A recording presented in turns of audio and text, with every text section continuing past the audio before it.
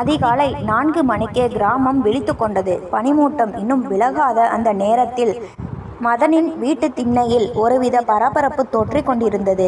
12ஆம் வகுப்பு பொதுத்தேர்வு என்பது அந்த ஊரை பொறுத்தவரை வெறும் தேர்வு மட்டுமல்ல, அது ஒரு கௌரவ பிரச்சனை. மதன் தனது பைக்கை துடைத்து கொண்டிருந்தான். 26 வயதான அவனுக்குள் ஒரு நிதானம் எப்போதும் இருக்கும். ஊரிலேயே பட்டப்படிப்பு முடித்துவிட்டு விவசாயத்தையும் சிறு வணிகத்தையும் கவனித்து கொள்ளும் அவனிடம் மாமாவுக்கு அசைக்க முடியாத நம்பிக்கை. மதன், கிளம்பிட்டீங்களாடா? வாசலில் நின்றபடி கேட்டார் ரத்தினவேல் மாமா. அவர் முகம் முழுக்க மகளை பற்றிய கவலை அப்பியிருந்தது. அவருக்கு காவியாதான் உலகம். கிளம்பிட்டோம் மாமா, இதோ காவியா வந்ததும் வண்டியை தட்ட வேண்டியதுதான் என்றான் மதன் புன்னகையோடு. அப்போதுதான் வீட்டிற்குள்ளிருந்து மெதுவாக வெளியே வந்தாள் காவியா. 17 வயதின் துள்ளலும், அதே சமயம் முதல் முறை சென்னை போன்ற பெரிய நகரத்திற்கு போகிறோம் என்ற தயக்கமும் அவள் முகத்தில் தெரிந்தன. கையில் ஒரு சின்ன கைப்பை, அதில் ஹால் டிக்கெட் பத்திரமாக வைக்கப்பட்டிருந்தது. என்ன காவியா, பயமா இருக்கா என்று மதன் கேட்க, அவள் சட்டென்று நிமிர்ந்து அவனை பார்த்தாள். பயமெல்லாம் இல்லை அத்தை மகனே, ஆனா அந்த ஊரு ரொம்ப பெருசுன்னு சொல்லுவாங்களே, நாம அங்கே போய் சேர லேட் ஆயிடுமோன்னு தான் யோசிக்கிறேன் என்றாள் மெல்லிய குரலில். மாமா ரத்தினவேல் மதனின் கைகளை பற்றி கொண்டார். மதன், என் பொண்ணு மேலே எனக்கு முழு நம்பிக்கை இருக்குடா. அவள் நல்லா படிப்பா. ஆனால் இந்த மெட்ராஸ் சிட்டிக்கு அவளை தனியாக அனுப்பதான் என் மனசு கேட்கல. அந்த ஊர் வேகம், கூட்டத்தை பார்த்தா அவள் மிரண்டுடுவா. அவளை பத்திரமா அழைச்சிட்டு போய் எக்ஸாம் எழுதிட்டு திரும்ப கூட்டிட்டு வர வேண்டியது உன் பொறுப்பு. மதன் மாமாவின் தோளை தட்டினான். கவலைப்படாதீங்க மாமா, அவளுக்கு துணைக்கு நான் இருக்கேன். மெட்ராஸ் வேணா அவளுக்கு பெருசா இருக்கலாம், ஆனா அவங்க அத்தை மகனுக்கு அது அத்துப்படி. நாங்கள் போயிட்டு வரோம், பத்திரமா போயிட்டு வாங்கடா என்று அம்மா வழியனுப்ப மதன் பைக்கை ஸ்டார்ட் செய்தான். காவியா தனது தந்தையிடமும் தாயிடமும் ஆசி வாங்கிவிட்டு மதனின் பின்னால் ஏறி அமர்ந்தாள். கிராமத்து சாலைகளின் அமைதியை மதனின் பைக் சத்தம் கலைக்க 150 கிலோமீட்டர் தூர பயணம் தொடங்கியது.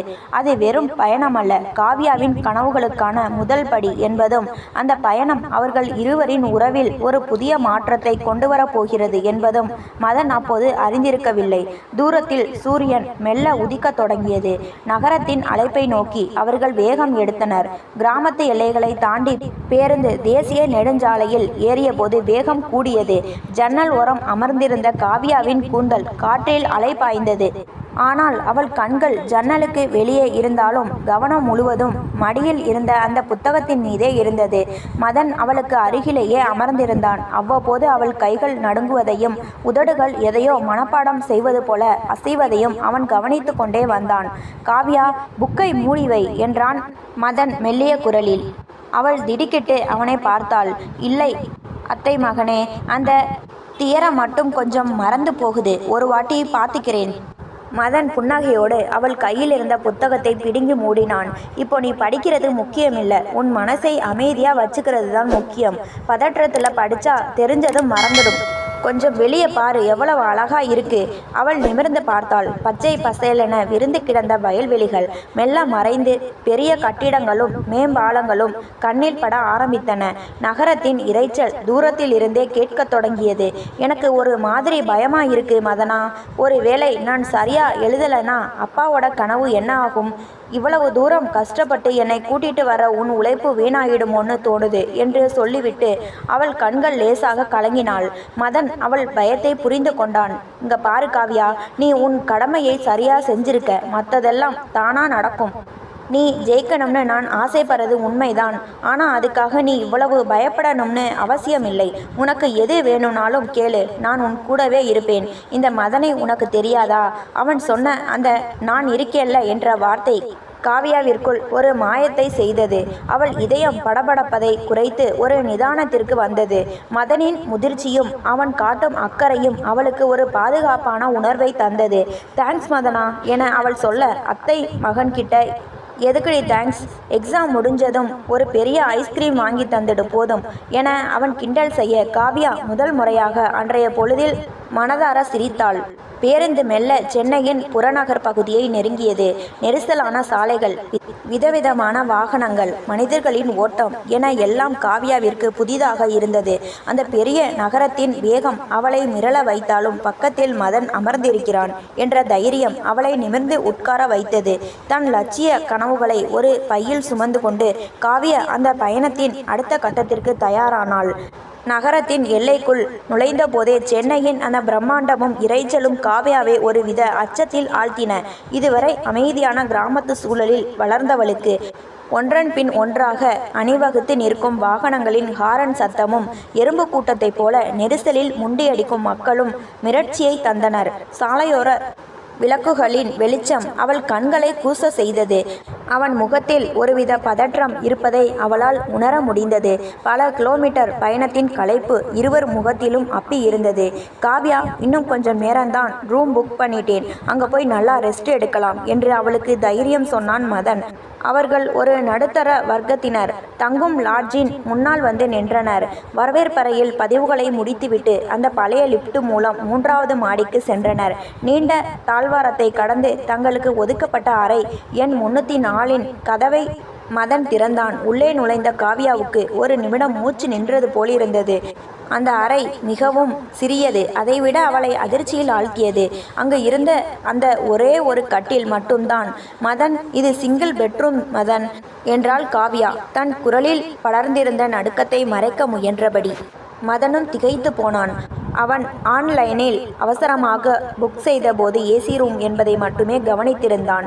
சாரி காவ்யா, நான் கவனிக்கல, இரு, நான் கீழே போய் வேற ரூம் இருக்கான்னு கேட்டுட்டு வரேன் என்று சொல்லிவிட்டு வேகமாக தரை தளத்திற்கு ஓடினான். 10 நிமிடம் கழித்து மதன் திரும்பிய போது அவன் முகம் வாடி இருந்தது.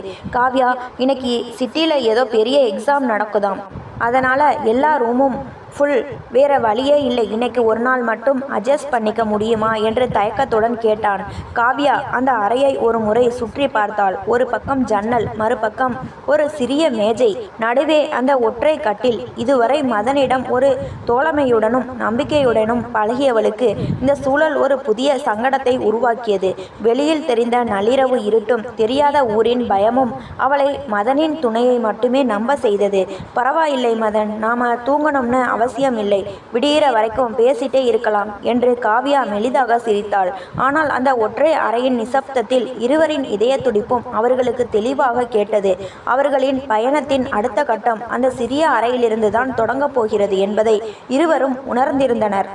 அறையின் அந்த மெல்லிய மஞ்சள் நிற வெளிச்சத்தில் காவ்யாவின் முகம் இன்னமும் கலக்கத்துடனேயே இருந்தது.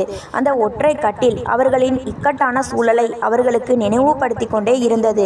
நீண்ட தூர பயணம் அவளது உடலை சோர்ந்திருந்தது என்றாலும் மனதிற்குள் எழுந்த தயக்கம் அவளை தூங்க விடாமல் தடுத்தது. மதன், இங்க ஒரு பெட்டு தான் இருக்கு, நாம எப்படி என்று இழுத்தாள் காவ்யா. அவள் குரலில் இருந்த நடுக்கம் மதன் வரை எட்டியது. மதன் அவளது சங்கடத்தை புரிந்து கொண்டான். அவள் தன் மேல் வைத்திருக்கும் நம்பிக்கையை சிதைத்துவிடக் கூடாது என்பதில் அவன் உறுதியாக இருந்தான். புன்னகையோடு அவளை பார்த்தவன், பரவாயில்லை காவ்யா, இதை பற்றி நீ யோசிச்சு கவலைப்படாத, நீ பெட்டில் படுத்துக்கோ, நான் கீழே தரையில் படுத்துக்கிறேன், எனக்கு ஒன்றும் பிரச்சனை இல்லை, டிராவல் பண்ணினதில் நீ தான் ரொம்ப டயர்டாக இருக்க என்றான் மிகவும் நிதானமாக. மதன் தரையில் படுக்க தயாராவதை கண்ட காவ்யாவிற்கு மனது கேட்கவில்லை. அவன்தான் பல மணி நேரம் பைக் ஓட்டியிருக்கிறான், அவனுக்கும் ஓய்வு அவசியம் என்பதை அவள் உணர்ந்தாள். கிராமத்து வெள்ளந்தி குணம் அவளிடம் மேலோங்கியது. வேணாம், நீங்களும் ரொம்ப டயர்டாக இருப்பீங்க, உங்களுக்கு உடம்பு வலிக்கும், நாம் ஏன் இப்படி பண்ணக்கூடாது, நாம் தலைமாடு கால் மாடு மாற்றி படுத்துக்கலாம் என்றாள் அப்பாவியாக. மதன் ஒரு நிமிடம் திகைத்து போனான். அவளுடைய அந்த பேச்சில் எந்தவித உள்நோக்கமும் இல்லை, ஒரு தோழனுக்கான அக்கறை மட்டுமே இருந்தது. ஆனால் அந்த சிறிய கட்டிலில் ஒரு ஆணும் பெண்ணும் அப்படி படுப்பது என்பது சமூக ரீதியாக எவ்வளவு பெரிய விஷயம் என்பது அவனுக்கு தெரிந்திருந்தது. இருப்பினும் காவ்யாவின் பிடிவாதமும் அன்பும் அவனை மறுக்க விடவில்லை. நிஜமாவா சொல்ற காவ்யா, உனக்கு கஷ்டமா இருக்காதே என்று மீண்டும் ஒரு முறை உறுதிப்படுத்தி கேட்டான். இல்ல, எனக்கு நம்பிக்கை இருக்கு, நீங்க இருந்தா எனக்கு பாதுகாப்புன்னு தான் நான் வீட்டை விட்டு வந்தேன், அதனால இதெல்லாம் ஒரு விஷயமே இல்லை என்று சொல்லிவிட்டு ஒரு போர்வையை எடுத்து நடுவில் தடுப்பாக போட்டாள். இருவரும் தங்களின் எல்லைகளை வகுத்து கொண்டு அந்த ஒற்றை கட்டிலில் படுத்தனர். மின் விசிறி சுழலும் சத்தத்தை தவிர அந்த அறையில் வேறு சத்தமில்லை. காவ்யா கண்களை மூடிக்கொண்டாலும் மதனின் அருகாமை அவளுக்கு ஒரு புதுவிதமான உணர்வை தந்தது. அதே சமயம் மதன் கூரையை பார்த்தபடி படுத்திருந்தான். காவ்யாவின் நம்பிக்கையை காப்பாற்ற வேண்டிய பொறுப்பு தன் தோள்களில் இருப்பதை அவன் ஆழமாக உணர்ந்தான். அந்த இரவு அவர்களின் உறவில் ஒரு மெல்லிய மாற்றத்தையும் ஒருவரை ஒருவர் புரிந்து கொள்ளும் ஆழமான நம்பிக்கையையும் விதைக்கத் தொடங்கியது. இரவு முழுவதும் படபடப்பும் எதிர்பார்ப்பும் கலந்த ஒரு தூக்கத்திற்கு பிறகு மறுநாள் காலை சென்னை ஒரு புதிய பரபரப்போடு விடிந்தது. ஜன்னல் வழியாக நுழைந்த சூரிய ஒளி காவ்யாவை மெல்ல எழுப்பியது. குளித்து முடித்து தான் கொண்டு வந்திருந்த எளிய சுடிதாரில் காவ்யா தயாரான போது அவள் முகத்தில் ஒரு தேஜஸ் தெரிந்தது. மதன் அவளை பெருமிதத்துடன் பார்த்தான். தயாரா காவ்யா? பயப்படாத, நீ நல்லா படிச்சிருக்க, கண்டிப்பா ஜெயிப்ப என்று மதன் உற்சாகப்படுத்தினான். இருவரும் தேர்வு மையத்தை நோக்கி புறப்பட்டனர். மதன் நகரில் இருந்த அந்த பெரிய கல்லூரி வளாகத்தின் முன்னால் ஏகப்பட்ட கூட்டம். நூற்றுக்கணக்கான மாணவ மாணவிகள் தங்களின் புத்தகங்களை கடைசி நேர புரட்டலாக பார்த்து கொண்டிருந்தனர். காவ்யாவிற்கு மீண்டும் ஒரு சிறு நடுக்கம் ஏற்பட்டது. இத்தனை பேருக்கு மத்தியில் தான் ஒருத்தி மட்டுமா சாதிக்கப் போகிறோம் என்ற எண்ணம் அவளை மிரட்டியது. தேர்வு மையத்தின் நுழைவாயிலில் அவளை நிறுத்திய மதன், உள்ளே போ காவ்யா, நான் இங்கேயே தான் இருப்பேன். எக்ஸாம் முடிஞ்சிட்டு நீ வரும்போது உன் முகத்துல சிரிப்பு தான் இருக்கணும் என்றான். அவன் வார்த்தைகள் அவளுக்கு ஒரு மந்திரத்தை போல பலம் தந்தது.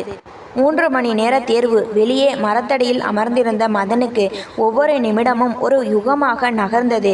காவ்யாவின் எதிர்காலம் இந்த தேர்வில் தான் இருக்கிறது என்பதை அவன் அறிவான். அவளுடைய லட்சியம் நிறைவேற வேண்டும் என்று மனதார வேண்டிக் கொண்டான். தேர்வு முடிந்து பெல் அடித்தது. மாணவர்கள் ஒவ்வொருவராக வெளியே வர ஆரம்பித்தனர். மதன் கூட்டத்தில் காவ்யாவை தேடினான். தூரத்தில் அவளது முகம் தெரிந்தது. காலையில் இருந்த அந்த பதற்றம் மறைந்து இப்போது அவள் முகம் பளிச்சென்று மின்னியது. மதனை பார்த்ததும் அவள் கண்கள் பிரகாசமடைந்தன.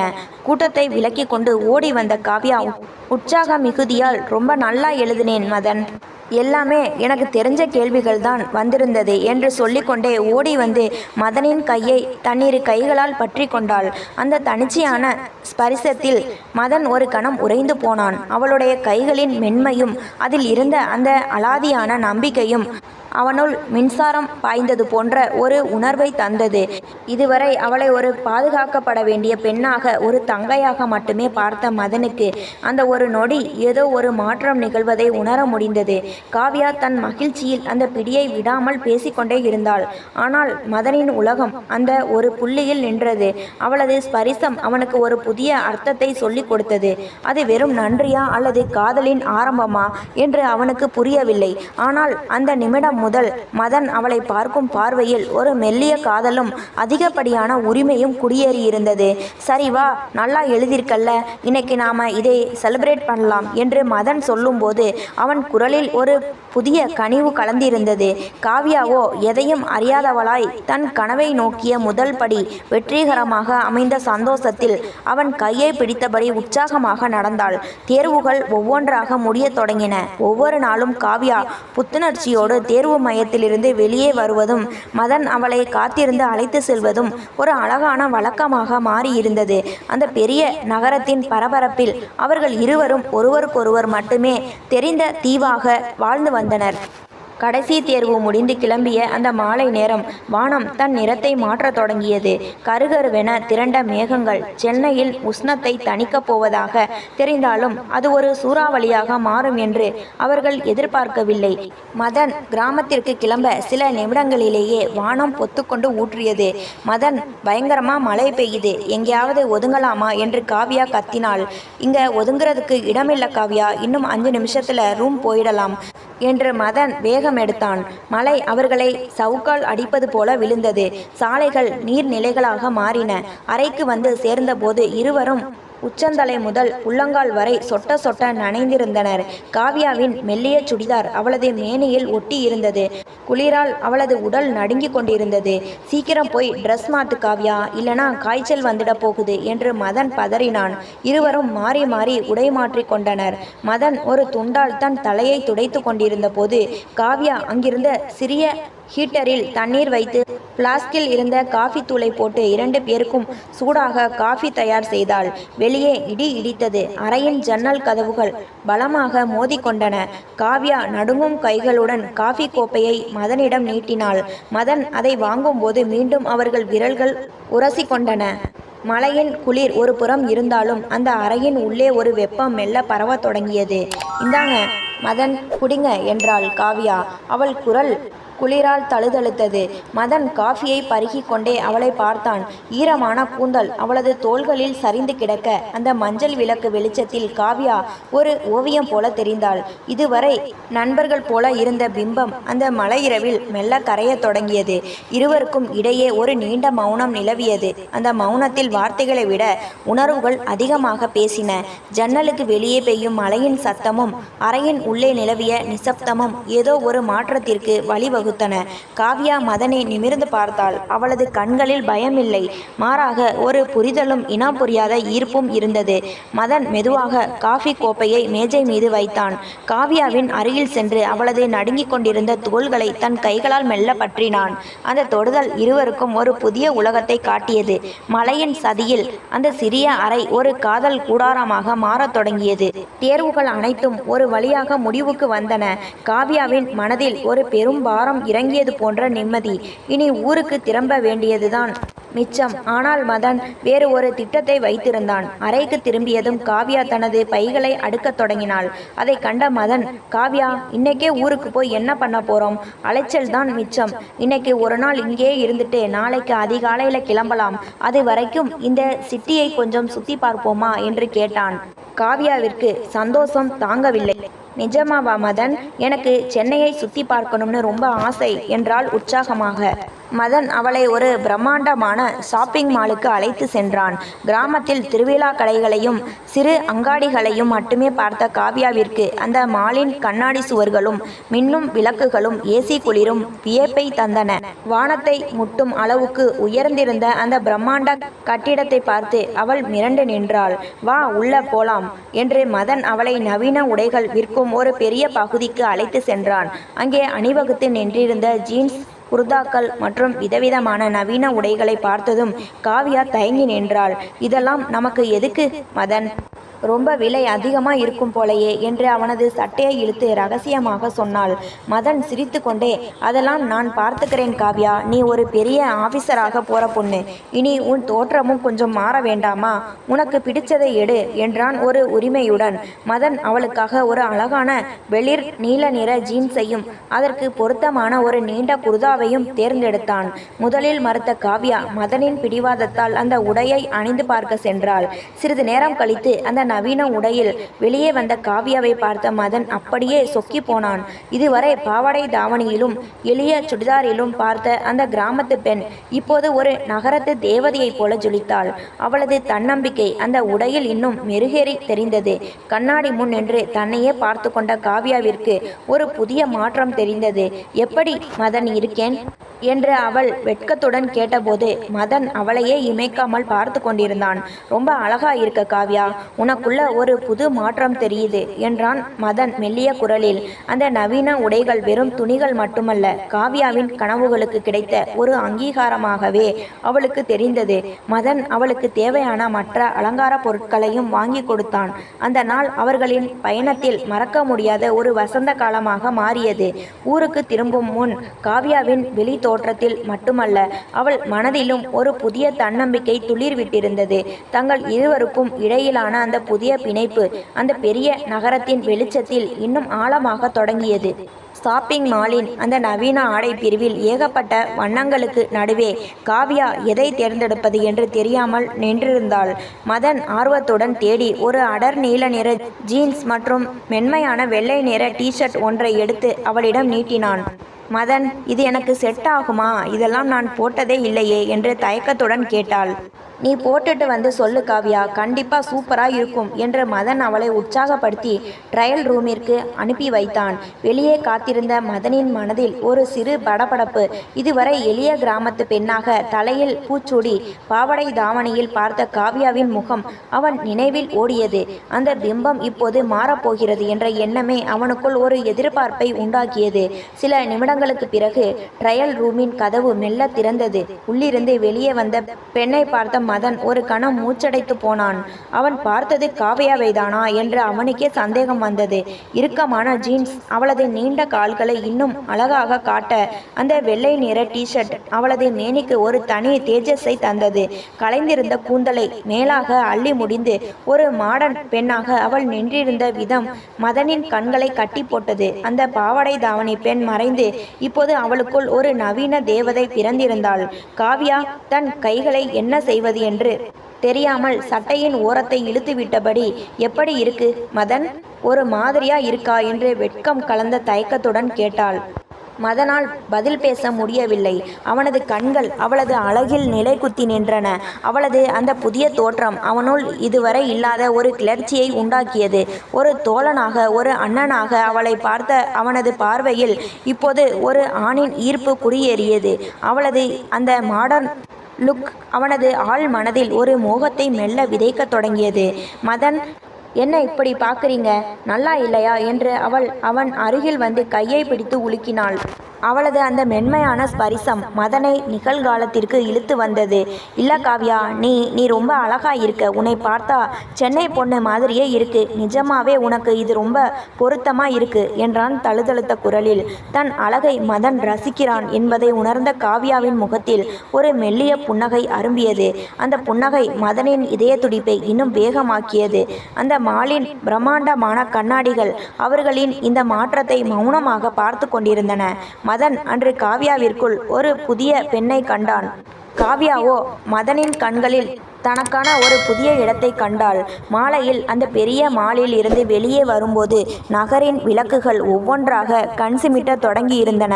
மதன் காவ்யாவை ஒரு நேர்த்தியான உணவகத்திற்கு அழைத்து சென்றான்.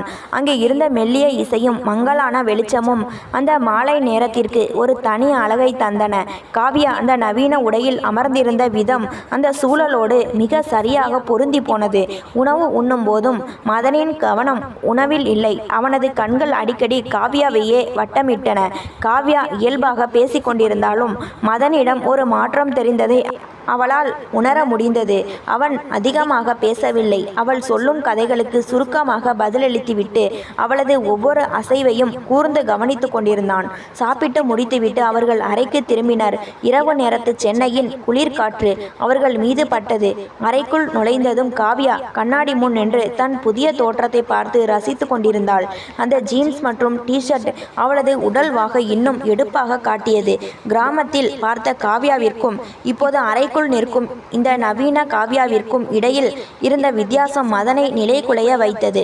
மதன், இந்த ட்ரெஸ் எனக்கு நிஜமாவே ரொம்ப பிடிச்சிருக்கு. ஆனால் ஊருக்கு போனால் இதை எப்போ போடுவேன்னு தெரியல என்று சொல்லிக்கொண்டே காவ்யா திரும்பினாள். மதன் கட்டிலில் அமர்ந்தபடி அவளையே பார்த்து கொண்டிருந்தான். அவனது மௌனம் அந்த சிறிய அறையில் ஒருவித அழுத்தத்தை உருவாக்கியது. மதன் என்று அவள் மீண்டும் அழைத்த போதுதான் அவன் சுய நினைவுக்கு வந்தான். ஆமா காவ்யா, நீ ரொம்பவே மாறிட்ட. இந்த ஒரு வாரத்தில் உன்கிட்ட நிறைய மாற்றங்கள் என்றான் மதன். அவனது குரலில் ஒரு விதமான கனமும் தேக்கமும் இருந்தது. காவ்யா அவன் அருகில் வந்து அமர்ந்தாள். அவளது மேனியில் இருந்து வீசிய அந்த மெல்லிய வாசனை திரவியத்தின் மனம் மதனை மயக்கத் தொடங்கியது. அவளது அசைவுகள், அவள் கூந்தலை ஒதுக்கும் விதம் என அனைத்தும் அவனுக்கு புதிதாக தெரிந்தன. இதுவரை அவளிடம் காட்டிய ஒருவிதமான பாதுகாப்பான தோழமை மறைந்து இப்போது அவளது அழகின் மீதான ஒரு ஈர்ப்பு அவனது மனதை ஆக்கிரமிக்க தொடங்கியது. அறையின் ஜன்னல் வழியாக ஊடுருவிய நிலவொளி காவ்யாவின் முகத்தில் பட்டு எதிரொலித்தது. மதன் அவளையே இமைக்காமல் பார்த்து கொண்டிருந்தான். அவனது அமைதி காவ்யாவிற்குள் ஒரு சிறு பதற்றத்தை ஏற்படுத்தினாலும் அந்த பதற்றத்தில் ஒரு இனிமையும் கலந்திருந்தது. அந்த மயக்கமான மாலை நேரம் அவர்களின் உறவில் சொல்லப்படாத பல உணர்வுகளுக்கு உயிர் கொடுக்க தொடங்கியது. இருவருக்கும் இடையில் இருந்த இடைவெளி மெல்ல குறைவது போல ஒரு பிரம்மை அந்த அறையில் நிலவியது. அறையின் அந்த சிறிய மின்விசிறி சுழலும் சத்தம் மட்டுமே அந்த நிசப்தத்தை உடைத்து கொண்டிருந்தது. ஜன்னல் வழியாக தெரிந்த சென்னையின் இரவு வெளிச்சம் திரை சீலைகளின் ஓரம் கசிந்து அறைக்குள் ஒரு மங்கலான மாயாஜாலத்தை உருவாக்கி இருந்தது. கடந்த சில நாட்களின் அலைச்சல், தேர்வுகள் தந்த அழுத்தம் மற்றும் அந்த மாலை நேரத்து உற்சாகம் என அனைத்தும் சேர்ந்து காவ்யாவை ஆழ்ந்த உறக்கத்திற்கு தள்ளி இருந்தது. அந்த ஒற்றை கல்லின் ஓரத்தில் காவ்யா அந்த நவீன உடையில் அமைதியாக உறங்கிக் கொண்டிருந்தாள். அவளது சீரான சுவாசத்தின் ஓசை மதனின் செவிகளில் அலை அலையாக மோதியது. மதன் அவள் அருகில் படுத்திருந்தாலும் அவனது கண்களில் உறக்கம் அண்டவில்லை. அவனது மனம் ஒரு போர்க்களமாக மாறியிருந்தது. ஒரு புறம் அவளை பாதுகாக்க வேண்டிய பொறுப்பு, மறுபுறம் அவளது அந்த புதிய தோற்றமும் அவளது அண்மையும் அவனுள் ஏற்படுத்திய கட்டுக்கடங்காத ஈர்ப்பு. அவனது கண்கள் இருட்டில் அவளது முகத்தையே மொய்த்தன. மங்கலான வெளிச்சத்தில் அவளது இதழ்களில் தெரிந்த அந்த மெல்லிய புன்னகை அவனை நிலைகுலைய செய்தது. தடுமாறிய மனதுடன் மதன் மெதுவாக தன் கையை உயர்த்தினான். அவனது விரல்கள் நடுங்கின. எத்தனையோ முறை அண்ணா என்று அழைத்த அந்த தூய குரல் அவன் மனசாட்சியில் ஒலிக்க முயன்றது. ஆனால் அந்த நள்ளிரவின் மயக்கம் அதை மழுங்கடித்தது. அவனது கை மெல்ல அவளது தோள்களை தொட்டது. அந்த ஸ்பரிசம் ஒரு மின்சாரத்தைப் போல இருவர் உடலிலும் பாய்ந்தது. மெல்லிய தொடுதலில் காவ்யா மெல்ல கண் விழித்தாள். அரைகுறை உறக்கத்தில் இருந்தவள் தன் தோளில் இருந்த மதனின் கையை பார்த்ததும் முதலில் திகைத்தாள். ஆனால் மதனின் கண்களை அவள் நேருக்கு நேர் சந்தித்த போது அங்கிருந்த அந்த ஏக்கமும் தவிப்பும் அவளை என்னவோ செய்தன. அவனது கண்களில் தெரிந்த அந்த தீவிரம் அவளது எதிர்பார்ப்புகளை மெல்ல கரைத்தது. மதன் என்று அவள் முணுமுணுத்தாள். அவளது குரலில் பயமில்லை, மாறாக ஒருவித சரணாகதி இருந்தது. மதன் அவளை இன்னும் நெருங்கினான். இதுவரை அவர்கள் வகுத்திருந்த கண்ணியம், சமூக கட்டுப்பாடுகள், அண்ணன் தங்கை என்ற அந்த புனிதமான போர்வைகள் அனைத்தும் அந்த ஒரு நொடியில் தளர்ந்தன. இருவரின் இதய துடிப்பும் ஒரு மேல சத்தத்தைப் போல அந்த அறையில் எதிரொலித்தது. காவ்யாவின் மௌனமான சம்மதம் மதனுக்கு இன்னும் துணிவை தந்தது. ஒருவரை ஒருவர் ஆழமாக பார்த்து கொண்ட அந்த தருணத்தில் அவர்கள் தங்களின் உணர்வுகளுக்கு கட்டுப்பட்டனர். அந்த சிறிய அறையின் ஒற்றை கட்டிலில் அவர்கள் இருவரும் தங்களின் உறவின் எல்லை கோட்டை மெல்ல தாண்டத் தொடங்கினர். காலம் அந்த ஒரு நொடியில் உறைந்து போனது. அந்த இரவு அவர்களின் வாழ்க்கையில் ஒரு புதிய, அதே சமயம் சிக்கலான அத்தியாயத்தை தொடங்கி வைத்தது. அந்த அறையின் வெப்பம் உச்சத்தை தொட்ட தருணம் அது. உணர்ச்சிகளின் வேகம் மதனின் விவேகத்தை மறைத்திருந்தது. காவ்யாவும் அந்த நொடியின் மயக்கத்தில் தன்னை மறந்திருந்தாள். ஆனால் எல்லை மீறலின் விளிம்பில் அவர்கள் நின்றிருந்த போது ஏதோ ஒரு உள் உணர்வு காவ்யாவின் மனக்கதவை தட்டியது. திடீரென தன் கிராமத்தின் நினைவுகள், அவளை நம்பி அனுப்பி வைத்த அவளது பெற்றோரின் முகம், அவளது அப்பா தன் கைகளை பற்றி மதனை நம்பி உன்னை அனுப்புகிறேன் காவ்யா, பத்திரமா போயிட்டு வா என்று சொன்ன வார்த்தைகள் அவள் காதுகளில் இடியென முழங்கின. லட்சிய கனவுகளுடன் சென்னை வந்தவள் அந்த லட்சியத்தை மறந்து இந்த தற்காலிக மயக்கத்தில் வீழ்வதை அவளது ஆழ்மனம் எச்சரித்தது. வேண்டாம் அண்ணா, நிறுத்துங்க, இது தப்பு என்று படபடப்புடன் சொன்ன காவ்யா மதனின் பிடியிலிருந்து தன்னை விடுவித்து கொண்டு சட்டென விலகி நின்றாள். அவளது அந்த குரல் மதனுக்கு ஒரு சாட்டையடி போல இருந்தது. அதிர்ச்சியில் உறைந்து போன மதன் அப்படியே சிலையாக நின்றான். அவனது கண்கள் தரையை பார்த்தன. அதுவரை அவனுள் இருந்த அந்த வேகம் இப்போது ஒரு பெரும் குற்ற உணர்வாக மாறியது. காவ்யாவின் கண்கள் கண்ணீரால் நிறைந்திருந்தன. அவளது அந்த நவீன உடை இப்போது அவளுக்கு ஒரு பாரமாக தெரிந்தது. சாரி காவ்யா, நான் தெரியாம என்று மதன் தழுதழுத்த குரலில் பேச முயன்றான். ஆனால் அவனால் வார்த்தைகளை முழுமையாக கோர்க்க முடியவில்லை. காவ்யா தலையை குனிந்தபடி, நாம இங்க வந்தது எதுக்காக அண்ணா? உங்களை என் சொந்த அண்ணனா நினைச்சுதான் நான் கூட வந்தேன். இப்போ நாம செஞ்சது நம்ம 2 பேரோட நம்பிக்கையையும் உடைக்கிற மாதிரி இருக்கு. எனக்கு ரொம்ப பயமா இருக்கு அண்ணா என்றால் விக்கல் எடுக்க. மதன் எதுவும் பேசவில்லை. அவனுக்கு தன் மீது பெரும் கோபம் வந்தது. அவளை பாதுகாக்க வேண்டியவனே அவளது நம்பிக்கையை சிதைக்க முயன்றதை அவனால் ஜீரணிக்க முடியவில்லை. அவன் மெதுவாக கட்டிலில் இருந்து எழுந்து ஜன்னல் ஓரம் சென்று நின்றான். அந்த அறையில் ஒரு நீண்ட கனமான மௌனம் நிலவியது. ஜன்னலுக்கு வெளியே சென்னையின் விளக்குகள் தெரிந்தாலும் அந்த இருட்டு இப்போது அவர்களது மனதுக்குள் குடியேறியிருந்தது. அந்த ஒரு நிமிடம் காவ்யா எடுத்த முடிவு அவர்களின் வாழ்க்கையே திசை மாற்றியது. இருவரும் ஒரே அறையில் இருந்தாலும் அவர்களுக்கு இடையே இப்போது ஒரு கண்ணுக்கு தெரியாத இமயமலை போன்ற இடைவெளி உருவாகி இருந்தது. மதன் மெல்ல திரும்பி பார்த்தான். காவ்யா ஒரு மூலையில் அமர்ந்து தன் முகத்தை மூடிக்கொண்டு அழுது கொண்டிருந்தாள். அந்த இரவு விடியலை நோக்கி நகர மறுப்பது போல நீண்டு கொண்டே சென்றது. அவர்களது இடையிலான அந்த தூய உறவில் ஏற்பட்ட அந்த ஒரு கரை காலத்தால் மறையுமா என்ற கேள்வி இருவர் மனதிலும் ரணமாக வலித்தது. அந்த அறையின் சுவர்கள் அவர்களின் அழுகுரலை மௌனமாக உள்வாங்கிக் கொண்டிருந்தன. சிறிது நேரத்திற்கு முன்பு வரை நிலவிய அந்த உணர்ச்சி போராட்டம் ஓய்ந்து இப்போது வெறும் வெறுமையும் குற்ற உணர்ச்சியும் மட்டுமே எஞ்சியிருந்தது. மதன் சுவரை நோக்கி திரும்பி நின்று தன் தலையை இரு கைகளாலும் பலமாக அடித்து கொண்டான். அவன் செய்த அந்த பிழை அவன் மனசாட்சியை துளைத்தது. என்னை மன்னிச்சிடு காவ்யா, நிஜமாவே நான் ஒரு மிருகம் மாதிரி நடந்துக்கிட்டேன். உன் மேல இருந்த நம்பிக்கையை, உங்க அப்பா என் மேல வச்சிருந்த மரியாதையை எல்லாத்தையும் நானே என் கையால கெடுத்துட்டேன் என்று மதன் விம்மி விம்மி அழுதான். அவனது ஒவ்வொரு வார்த்தையிலும் ஒரு தார்மீக தோல்வியின் வலி இருந்தது. காவ்யா கட்டிலின் ஓரத்தில் முடங்கி அமர்ந்து தன் கால்களை கட்டி கொண்டிருந்தாள். அவளது கண்கள் அழுது அழுது சிவந்து போயிருந்தன. மதனின் அழுகை அவளுக்கு இன்னும் அதிக வேதனையை தந்தது.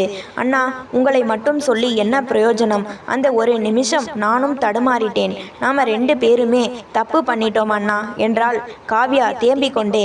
நம்ம ஊர்ல எல்லாரும் உங்களை ஒரு உதாரணமா சொல்லுவாங்க. எனக்கு ஏதாவது ஒண்ணுனா நீங்க உயிரையே கொடுப்பீங்கன்னு எங்க வீட்டுல நம்புனாங்க. ஆனா இன்னைக்கு நடந்த விஷயம் நம்ம குடும்பத்துக்கு தெரிஞ்சா அவங்க நிஜமாவே செத்தே போயிடுவாங்க அண்ணா. அவங்க நம்பிக்கையை நாம இவ்வளவு சீக்கிரம் உடைச்சிட்டோமே. அவள் சொன்ன அந்த வார்த்தைகள் மதனின் இதயத்தில் ஈட்டியாக பாய்ந்தன. காவ்யாவின் தந்தை மதனிடம் ஒப்படைத்த அந்த பொறுப்பு இப்போது அவனது கைகளில் கரையாக தெரிந்தது. அந்த நவீன உடையில் காவ்யாவை பார்த்தபோது ஏற்பட்ட அந்த ஒரு கனமயக்கம் இத்தனை கால உறவையே கேள்விக்குறியாக்கிவிட்டது. இனிமே நான் எப்படி உங்க அப்பாவோட முகத்தை பார்ப்பேன்? எப்படி நம்ம ஊருக்குள்ள தலை நிமிர்ந்து நடப்பேன் என்று மதன் தரையில் அமர்ந்து தலையில் கை வைத்து கொண்டான். இருவருக்கும் இடையே ஒரு நீண்ட மௌனம் நிலவியது. அதுவரை இருந்த அந்த பரஸ்பர உரிமையும் சகஜமான பேச்சும் மறைந்து ஒரு விதமான அந்நியத்தன்மை அங்கே குடியேறியது. அந்த அறையின் ஒரு மூலையில் காவ்யாவும் மறு மூலையில் மதனும் தங்களின் குற்ற உணர்ச்சியோடு போராடி கொண்டிருந்தனர். வெளியே விடியற்காலைக்கான அறிகுறிகள் தெரிய தொடங்கின. ஆனால் அவர்களின் மன இருள் விலகுவதாக தெரியவில்லை. அந்த ஒரு இரவு அவர்களின் வாழ்க்கை புத்தகத்தில் என்றும் அழிக்க முடியாத ஒரு கரை படிந்த பக்கமாக மாறிப்போனது. ஊருக்கு திரும்பும் பயணம் எவ்வளவு கடினமானதாக இருக்க போகிறது என்பதை நினைத்து இருவருமே நடுங்கிக் கொண்டிருந்தனர். அடுத்த நாள் விடியல் சென்னையின் வானத்தில் ஒருவித மந்தாரத்துடன் பிறந்தது. வழக்கமான உற்சாகம் அந்த அறையில் இல்லை. காவ்யா தான் நேற்று ஆசையாக வாங்கிய அந்த நவீன உடைகளை மடித்து பையில் வைக்கும்போது அவளது கைகள் நடுங்கின. அந்த உடைகள் இப்போது அவளுக்கு ஒரு கசப்பான நினைவை சுமந்து நிற்பது போல் தோன்றியது. மீண்டும் தனது பழைய எளிய சுடிதாருக்கு மாறிய போதுதான் அவளுக்கு சற்று நிம்மதியாக இருந்தது. இருவரும் லாட்ஜில் இருந்து வெளியே வந்தனர். பயணத்தின் போது எப்போதும் மதனின் சட்டையை பிடித்துக்கொண்டு உற்சாகமாக பேசும் காவ்யா இன்று மிக எட்டமாக இடையில் ஒரு இடைவெளி விட்டு அமர்ந்திருந்தாள். மதனின் கவனம் முழுவதும் நேற்று நடந்த தவறின் மீதே இருந்தது. நகரத்தின் எல்லை தாண்டி பசுமையான கிராமத்து சாலைகளில் நுழையும் போது குளிர்ந்த காற்று அவர்கள் முகத்தில் மோதியது. அந்த அமைதி மதனுக்கு ஒரு தெளிவை தந்தது. அவன் பைக்கை ஒரு ஓரமாக நிறுத்தினான். காவ்யா தயக்கத்துடன் இறங்கினாள். மதன் அவளது கண்களை நேருக்கு நேர் பார்த்தான். அவன் கண்களில் இப்போது அந்த தடுமாற்றம் இல்லை, மாறாக ஒரு வைராக்கியம் இருந்தது. காவ்யா, நேற்று நடந்ததை நினைச்சி நாம செத்து செத்து வாழ்றத ஒரு பிரயோஜனமும் இல்லை. அதே ஒரு கெட்ட கனவா நினைச்சி இந்த இடத்தோடையே விட்டுட்டு ஊருக்குள்ள காலடி வைப்போம். நடந்ததை யாராலையும் மாற்ற முடியாது. ஆனா இனி நடக்க போறதை நாம மாத்தலாம் என்றான் மதன் உறுதியான குரலில். காவ்யா நிமிர்ந்து அவனை பார்த்தாள். உன்னை ஒரு பெரிய அதிகாரியா, ஒரு பெரிய ஆளா ஆக்குறது தான் இனி என் லட்சியம். அதுக்காக நான் எதை வேணும்னாலும் செய்வேன். அதுதான் நான் செஞ்ச தப்புக்கு நான் ஏத்துக்கிற தண்டனை. நாம பழையபடி எப்படி இருந்தோமோ அப்படியே இருப்போம் காவ்யா. வெறும் அத்தை பையனாகவும் மாமா பொண்ணாகவும் மட்டும் அந்த எல்லை கோட்டை தாண்டி எந்த எண்ணமும் இனி எனக்கு வராது. இது சத்தியம் என்று மதன் உறுதியளித்தான். மதனின் அந்த வார்த்தைகள் காவ்யாவின் மனபாரத்தை பாதியாக குறைத்தன. அவனது பேச்சில் இருந்த நேர்மையும் தன் மீதான அக்கறையும் அவளுக்கு மீண்டும் ஒரு நம்பிக்கையை தந்தது. நிஜமாவா சொல்றீங்க அண்ணா என்று அவள் மெல்லிய குரலில் கேட்டாள். நிஜமாதான் காவ்யா, உன் கனவுதான் இனி என் வாழ்க்கை. வா, ஊர்ல எல்லாரும் நமக்காக காத்துட்டு இருப்பாங்க என்று சொல்லிவிட்டு மதன் பைக்கை ஸ்டார்ட் செய்தான். இருவரும் ஊருக்குள் நுழையும் போது அந்த சூரியன் மேகங்களை விலக்கி பிரகாசமாக தெரிந்தது. அவர்கள் செய்த தவறு அவர்களின் மனசாட்சியில் ஒரு ஓரத்தில் இருந்தாலும் ஒரு புதிய லட்சியம் அவர்களை முன்னோக்கி நகர்த்தியது. காவ்யா தன் லட்சிய பயணத்தை தொடர தயாரானாள். மதன் அவளுக்கு ஒரு உறுதியான அரணாக இருக்க சபதம் எடுத்தான். சென்னையிலிருந்து திரும்பிய பிறகு காவ்யா தன்னை முழுமையாக படிப்பில் மூழ்கடித்து கொண்டாள். அந்த ஒரு இரவு தந்த பாடமும் மதன் எடுத்த சபதமும் அவளுக்குள் ஒரு தீயை மூட்டியிருந்தது. மதன் சொன்னது போலவே அவன் அவளுக்கு ஒரு நிழலாகவும் வழிகாட்டியாகவும் மட்டுமே இருந்து ஊக்கப்படுத்தினான். பழைய சகஜமான பேச்சு திரும்பி இருந்தாலும் இருவருக்கும் இடையே ஒரு கண்ணியமான இடைவெளி எப்போதும் இருந்தது. சில வாரங்கள் கழித்து தேர்வு முடிவுகள் வெளியாகும் அந்த நாள் வந்தது. அதிகாலையிலேயே காவ்யாவின் வீட்டில் பதற்றம் தொற்றிக் கொண்டிருந்தது. மதனும் அங்கே வந்திருந்தான். இணையதளத்தில் தேர்வு முடிவுகளை பார்த்த மதனின் கண்கள் விரிந்தன. காவ்யா, ஸ்டேட் ரேங்க் காவ்யா, நீ ஜெயிச்சிட்ட என்று மதன் உற்சாகத்தில் கத்தினான். காவ்யாவிற்கு ஒரு நிமிடம் காதுகளில் தேன் வந்து பாய்ந்தது போலிருந்தது. மாநில அளவில் நல்ல மதிப்பெண்கள் பெற்று அவள் தேர்ச்சி பெற்றிருந்தாள். செய்தி காட்டுத்தீ போல அந்த சிறிய கிராமம் முழுவதும் பரவியது. ஊர் மக்கள் திரண்டு வந்து அவளுக்கு வாழ்த்துக்களை குவித்தனர். பட்டாசுகள் வெடித்தன, இனிப்புகள் வழங்கப்பட்டன. அந்த எளிய விவசாய குடும்பத்தில் ஒரு பெண் இவ்வளவு பெரிய சாதனையை செய்தது அந்த ஊருக்கே பெருமையாக இருந்தது. காவ்யாவின் தந்தை ஆனந்த கண்ணீருடன் மதனின் கைகளை இறுக பற்றி கொண்டார். தம்பி மதன், எல்லாம் உன்னால்தான் தம்பி. அன்னைக்கு நீ துணிஞ்சி இவளை சென்னைக்கு கூட்டிட்டு போய் கூடவே இருந்து கவனிச்சுக்கிட்டதுனால தான் இன்னைக்கு என் பொண்ணு இந்த நிலைக்கு வந்திருக்கா. உன்னை நம்பி அனுப்புனதுக்கு எனக்கு நல்ல பலன் கிடைச்சிருக்கு என்றார் உணர்ச்சி வசப்பட்டு. மாமா சொன்ன அந்த வார்த்தைகள் மதனின் இதயத்தை ஒரு நிமிடம் உலுக்கியது. அந்த ஒரு இரவு செய்த தவறுக்காக துடித்த அவனது மனசாட்சிக்கு மாமாவின் இந்த நம்பிக்கை ஒரு மருந்தாக அமைந்தது. காவ்யா நிமிர்ந்து பார்த்தான். அவளது கண்களில் நன்றியும் அதே சமயம் நாம் கொடுத்த வாக்கை காப்பாற்றி விட்டோம் என்ற நிம்மதியும் தெரிந்தது. மதன் மனதிற்குள் ஒரு உண்மையான மகிழ்ச்சியை உணர்ந்தான். அந்த மகிழ்ச்சி உடல் ரீதியான ஈர்ப்பால் வந்ததல்ல, ஒரு பெண்ணின் வாழ்க்கையை சரியான பாதையில் வழி நடத்தியதால் வந்த ஆத்ம திருப்தி. இல்லை மாமா, இது காவ்யாவோட உழைப்பு. அவ பெரிய அதிகாரியா வரணும்னு ஆசைப்பட்டா. அதுக்கான முதல் படியை இன்னைக்கு எடுத்து வச்சிட்டா என்று மதன் அடக்கமாக சொன்னான். அன்று மாலை ஊர் மக்கள் முன்னிலையில் காவ்யாவிற்கு பாராட்டு விழா நடந்தது. காவ்யா மேடையில் பேசும்போது, என் வெற்றிக்கு காரணம் என் குடும்பமும் எனக்கு பாதுகாப்பாக இருந்த மதன் அண்ணாவும் தான் என்று சொன்னபோது மதன் தலை குனிந்து புன்னகைத்தான். அவர்களின் வாழ்வில் வீசிய அந்த சிறு புயல் மறைந்து இப்போது வெற்றியின் வசந்தம் வீச தொடங்கியது. இருவருமே அந்த தவறை ஒரு பாடமாக ஏற்றுக்கொண்டு ஒரு தூய்மையான உறவின் மூலமாக தங்கள் வாழ்க்கையை சீரமைத்து கொண்டனர். காவ்யாவின் லட்சிய பயணம் இப்போது அதிகாரப்பூர்வமாக தொடங்கியது. மதனின் பாதுகாப்பான கரங்களுக்குள் காலச்சக்கரம் வேகமாக சுழன்றது. அந்த ஒரு வார சென்னை பயணம் அவர்கள் இருவரின் வாழ்விலும் ஒரு பெரும் திருப்பு முனையாக அமைந்தது. காவ்யா தனது விடாமுயற்சியால் அரசு தேர்வுகளில் வென்று ஒரு உயரிய பதவியில் அமர்ந்தாள். கிராமமே வியந்து பார்க்கும் ஒரு அதிகாரியாக அவள் உருவெடுத்த போது அதன் பின்னணியில் மதனின் உழைப்பும் அவன் காட்டிய வழிகாட்டுதலும் ஒரு தூணாக நின்றன. மதன் சொன்னது போலவே அந்த சென்னை அறையின் நினைவுகளை ஒரு கனவாக தன்னுள் புதைத்து கொண்டான். அவனது ஒவ்வொரு செயலும் காவ்யாவின் கௌரவத்தை காப்பதிலேயே இருந்தது. காவ்யாவிற்கு திருமண வயது வந்தபோது மதனே முன்னின்று அவளுக்கு பொருத்தமான அவளது லட்சியங்களை புரிந்து கொண்ட ஒரு நல்ல மாப்பிள்ளையை தேடினான். திருமண நாள் அன்று பட்டுப்புடவையில் தேவதையாக அமர்ந்திருந்த காவ்யாவை பார்த்த மதனின் கண்களில் ஒரு தார்மீக திருப்தி தெரிந்தது. அன்று அந்த சிறிய அறையில் எடுத்த ஒரு தவறான முடிவு இன்று அவள் கழுத்தில் ஏறும் அந்த புனிதமான தாலியை தடுத்திருக்கக்கூடும். ஆனால் சரியான நேரத்தில் அவர்கள் உணர்ந்த அந்த விழிப்புணர்வு இன்று அவளை ஒரு ராணியாக அரியணையில் அமர்த்தியிருந்தது. காவ்யா மேடையிலிருந்து இறங்கி வந்து மதனின் கால்களில் விழுந்து ஆசி பெற்றாள். அண்ணா, அன்னைக்கு நீங்க மட்டும் என்னை விலக்கி வைக்காம எனக்கு பாதை காட்டியிருக்கலனா இன்னைக்கு நான் இந்த இடத்துல இருந்திருக்க மாட்டேன் என்று அவள் ரகசியமாக சொன்னபோது மதனின் இதயம் நெகிழ்ந்தது. பழசையெல்லாம் மறந்துடு காவ்யா, நீ இப்போ ஒரு புது வாழ்க்கையை தொடங்க போற, சந்தோஷமா இரு என்று மதன் அவளது தலையில் கை வைத்து ஆசீர்வதித்தான். அந்த ஒரு இரவு, அந்த தவறு, அந்த தடுமாற்றம் அனைத்தும் அவர்கள் இருவருடைய இதயத்தின் ஒரு ஆழமான மூலையில் புதைக்கப்பட்டுவிட்டது. அதை ஒருபோதும் அவர்கள் ஒருவருக்கொருவர் மீண்டும் நினைவுபடுத்தி கொள்ளவே இல்லை. அந்த ரகசியம் அவர்களுக்குள்ளேயே முடிந்து போனது. சமூகம் அவர்களை அத்தை பையனாகவும் மாமா பொண்ணாகவும் ஒரு சிறந்த அண்ணன் தங்கையாகவும் பார்த்தது. அந்த பார்வையில் எந்த கரையும் படியாமல் தங்கள் உறவை மரியாதைக்குரிய புனிதமான இடத்திலேயே அவர்கள் நிலைக்க செய்தனர். மனிதர்கள் தவறுகள் செய்வது இயல்பு. ஆனால் அந்த தவறிலிருந்து பாடம் கற்றுக்கொண்டு தங்களை சீரமைத்துக் கொள்பவர்களே வாழ்க்கையில் உயர்கிறார்கள் என்பதற்கு மதன் காவ்யாவின் வாழ்வு ஒரு சாட்சியாக அமைந்தது. அவர்களின் கதை வெறும் உணர்ச்சிகளோடு முடிந்து விடாமல் ஒரு முதிர்ந்த புரிதலோடும் புனிதமான பிணைப்போடும் இனிதே நிறைவு பெற்றது. இது போன்ற கதைகளை தொடர்ச்சியாக கேட்க லைக் பண்ணுங்கள், ஷேர் பண்ணுங்கள், கமெண்ட் பண்ணுங்கள். மறந்து விடாமல் சப்ஸ்கிரைப் பண்ணுங்கள்.